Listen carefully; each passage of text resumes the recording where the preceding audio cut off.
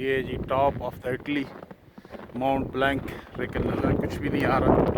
नीचे सूरज निकला हुआ था, लेकिन यहाँ ज़बरदस्त किस्म की स्नो फॉलिंग है और ये 3466 मीटर की बुलंदी पर है और बहुत ही सख्त किस्म की आंधी की सूरत में स्नो फॉलिंग हो रही है।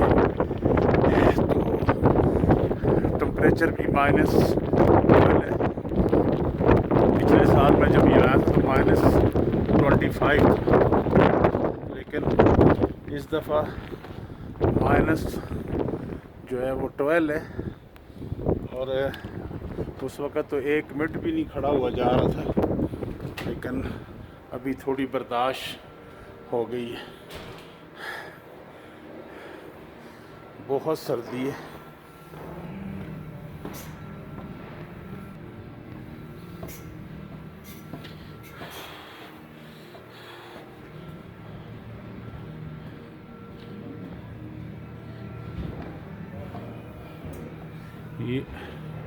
ये यहाँ टॉप का बार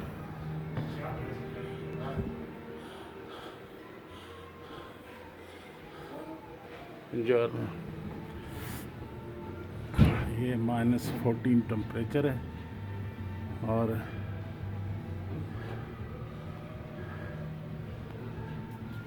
ये इसकी हाइट है और आज रात जो है -25 तक ही जाएगा।